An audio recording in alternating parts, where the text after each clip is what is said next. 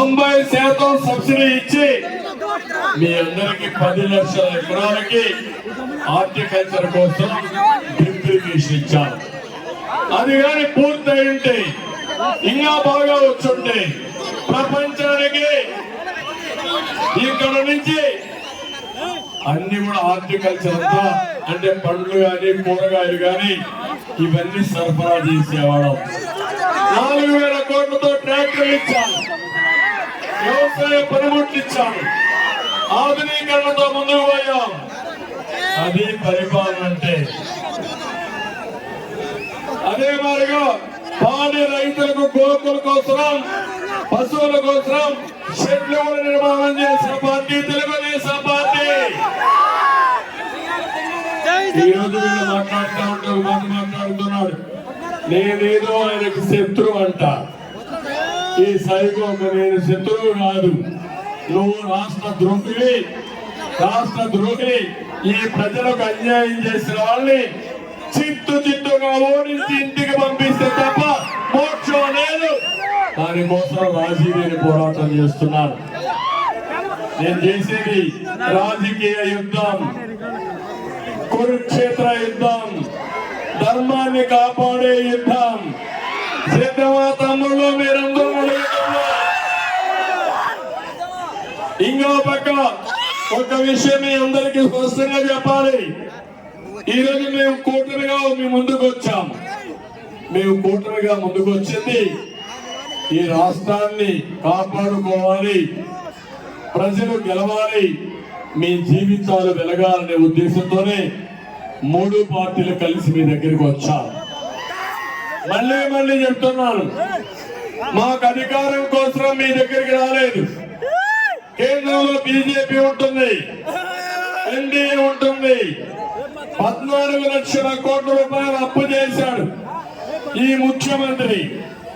ఈ రోజు ఒక విషయం చూడండి, కనీసం 5 సంవత్సరాల తర్వాత నేను ఏమీ చేయలేనని చేతులెత్తేసిన దుర్మార్గుడు ఈ ముఖ్యమంత్రి సైకో. ఒక విషయం గుర్తుపెట్టుకోవాలి.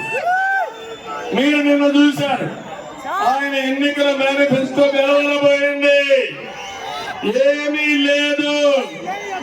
5 ఏళ్లకు ముందే చెప్పాడు, అదే మాట్లాడుతున్నాడు. నేను చెప్తున్నా, నాకు ఒక ధైర్యం ఉంది, చేసే నమ్మకం ఉంది, దమ్ము ఉంది. మళ్ళీ పనులు చేస్తా, ఆదాయాన్ని పెంచుతా, నేను ఇచ్చిన కార్యక్రమాలన్నీ పూర్తి చేసే బాధ్యత నాదని మీ అందరికీ హామీ ఇస్తున్నా. మీ అందరికి ఆశ ఉన్నాయా లేదా? కోరికలు ఉన్నాయా లేదా? కోరికలు సాధించుకోవాలా లేదా? అంటే మనం అందరం కోరికలు చంపుకొని ఈ సైకోకి బానిసలుగా ఉండాలంటే అది సాధ్యమా తమ్ముళ్ళు అని మిమ్మల్ని అందరినీ అడుగుతున్నారు. ఇది న్యాయమా అని మిమ్మల్ని అడుగుతున్నా. సాగుని బ్రతికించుకోవాలి, రైతును రాజు చేయాలి. అందుకే అన్నదాత కార్యక్రమాన్ని తీసుకొచ్చాం. 80,000 రూపాయల ఆర్థిక సహాయం చేసి మళ్ళీ రైతు సబ్సిడీస్ అన్ని ఇచ్చి రైతును బతికించే కార్యక్రమానికి శ్రీకారం చుడతాం. తమ్ముడు ఇక్కడ ఉన్నారు, మా ఆడబిడ్డలు అందరూ ఉన్నారు. ఏమమ్మా మీరే చెప్పండి, మీ ఆదాయం పెరిగిందా అని అడుగుతున్నా, ఖర్చులు పెరిగాయా లేదా అని అడుగుతున్నా, ఎవరైనా సరే మీ జీవన ప్రమాణాలు బాగున్నాయని అడుగుతున్నా. 2014 కంటే ఈ రోజు మీ జీవన ప్రమాణాలు మెరుగైనాయా అని అడుగుతున్నా. మిమ్మల్ని అందరూ అప్పుల పాలయ్యారు లేదని అడుగుతున్నా. ఏం తమ్ముళ్ళు, ఇప్పుడే మా తమ్ముడు తీసుకొచ్చాడు మట్టుకోండి. ఏంటి అన్యాయం? 60 రూపాయల కోట్ల బాటలు ఎవరా కాదా? ఇప్పుడు ఎంత? 200 రూపాయలు అవునా కాదా? నాసిరకం అవునా కాదా?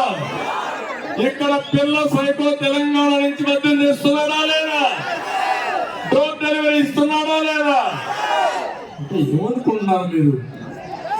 అంటే ఈ పేదవాళ్ళని సర్వనాశనం చేసి నాసిరకం మద్యం ఇచ్చి జలగమారుగా మీ రక్తాన్ని తాగి మిమ్మల్ని అనారోగ్యం పాలు చేసి ఆడబిడ్డల తాళి బొట్టు తీసి చేసిన దుర్మార్గుడు ఈ సైకో అని చెప్పి నేను మీకు తెలియజేస్తాను. అదే నా బాధ, అదే నా కోపం. ఈ రోజు మాట్లాడుతున్నారు ఏం తమ్ముళ్ళు హత్యా రాజకీయాలు నేను ఎప్పుడన్నా చేశానా అని మిమ్మల్ని అడుగుతున్నా. నాకు తెలుసు అని మిమ్మల్ని అడుగుతున్నా. రాయలసీమలో ముఠాలు అణిచివేసే నాయకుడు నేను అవునా కాదా అని అడుగుతున్నా. హైదరాబాద్ లో మత సామరస్యాన్ని కాపాడింది నేనే. మత విద్వేషాలు కంట్రోల్ చేసిన పార్టీ, తీవ్రవాదుల పైన పోరాడిన పార్టీ, రౌడీలను ఎవరు లేకుండా చేసిన పార్టీ. ఇప్పుడు రాజకీయ రౌడీలు తయారయ్యారు, ఊరుకోక సైకో తయారయ్యారు.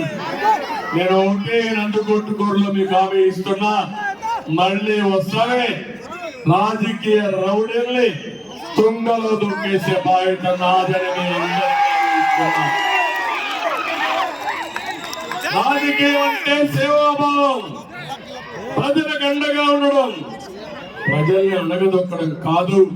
ఖబర్దార్, జాగ్రత్తగా ఉండండి. ఎక్కడ దానుకున్నా మిమ్మల్ని పట్టకొచ్చి ప్రజా కోర్టులో శిక్షించే బాధ్యత నాదని నేను ఒక్కసారి హెచ్చరిస్తున్నా. తమ్ముడు, ఇప్పుడు చెప్పండి మీరంతా, ఒక పక్క మద్యం రేట్లు పెంచాడు, పెద్ద ఎత్తున లూటీ చేశారా లేదా? ఇంకో పక్క ఇసుక, మీ రివర్ లో ఇసుక దొరుకుతుందా లేదా? మీకు అందుబాటులో ఉందా? ఒకప్పుడు 1000 రూపాయలు ఒక ట్రాక్టర్, ఇప్పుడు ఎంత? 5000. ఈ ఊరు ఇసుక ఈ ఊర్లో దొరకదు, హైదరాబాద్ లో దొరుకుతుంది, బెంగళూరులో దొరుకుతుంది, అవునా కాదా?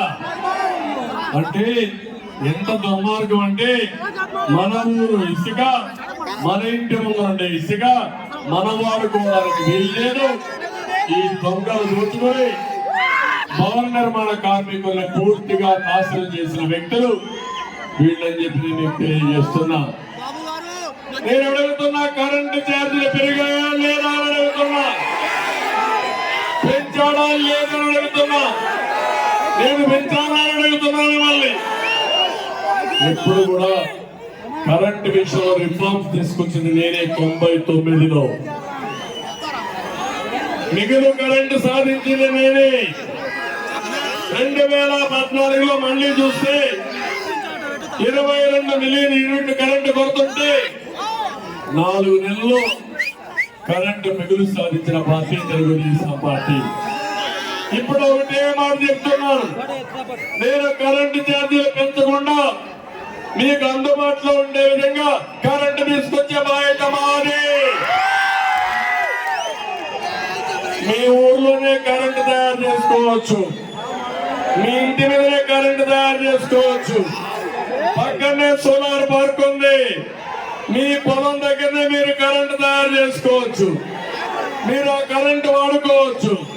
మిగిలిన కరెంటు మాకు ఇవ్వచ్చు, ప్రభుత్వం కూడా కొనుగోలు చేసి డబ్బులు ఇస్తాం. అంటే వ్యవసాయం చేసుకుంటూనే ఎంత మీ వ్యవసాయానికి కావాలో